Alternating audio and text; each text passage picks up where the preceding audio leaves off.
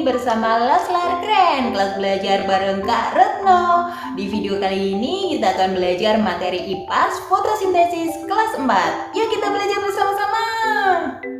Ada suatu pagi yang cerah, ada dua sahabat yang sedang memperhatikan cara makan kelinci. Mereka adalah Ijun dan Nana. Kelincinya lapar sekali itu Jun. Kalau tumbuhan bisa lapar nggak ya Jun? Benar juga nah, gimana cara tumbuhan dapat makanan ya? Tumbuhan kan tidak punya mulut nah. Coba kita pelajari bersama-sama yuk. Manusia dan hewan akan mencari makanan jika merasa lapar. Hewan akan bergerak mencari mangsa. Manusia akan memasak atau pergi membeli kebutuhannya. Lalu bagaimana dengan tumbuhan? Tumbuhan tidak berpindah tempat dan juga tidak memiliki mulut. Namun tumbuhan juga membutuhkan makanan loh. Caranya melalui fotosintesis. Yuk kita pelajari proses ini bersama-sama. Kita lakukan percobaan dengan mengamati fotosintesis. Alat dan bahan yang perlu kalian siapkan di rumah adalah gelas atau mangkuk bening 1 buah, daun segar 1 lembar, dan air. Perhatikan cara kerjanya ya. Petik 1 lembar daun segar, kemudian simpan daun ke dalam gelas bening.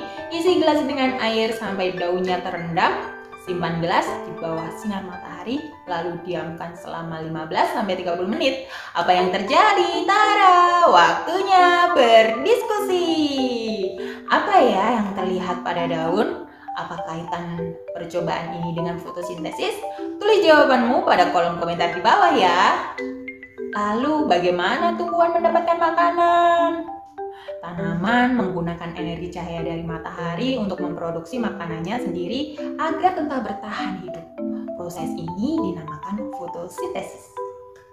Energi cahaya matahari diserap oleh daun, air diserap oleh akar, dan disalurkan oleh batang sampai ke daun. Kemudian gas karbon dioksida diserap oleh daun. Jadi proses fotosintesis dilakukan pada daun. Hasil akhirnya makanan atau karbohidrat yang dihasilkan disalurkan oleh batang ke seluruh bagian tumbuhan untuk tumbuh. Kelebihan makanan bisa disimpan dalam bentuk buah atau umbi. Sedangkan oksigen yang dilepaskan daun ke udara digunakan makhluk hidup untuk bernapas. Halo sahabat Leslar semuanya, sampai di sini bisa dipahami kan? Baik, selanjutnya mengenai pentingnya fotosintesis. Adanya fotosintesis membuat makhluk hidup bisa bernafas dan makan. Inilah yang membuat tanaman menjadi sangat penting di bumi ini. Manusia dan hewan bergantung kepadanya. Semua tumbuhan yang kita makan bisa kita nikmati karena adanya proses fotosintesis. Agar sayur tumbuh besar dan siap dipanen, tanaman harus tumbuh besar terlebih dahulu. Hal ini tidak akan terjadi jika tanaman tidak melakukan fotosintesis.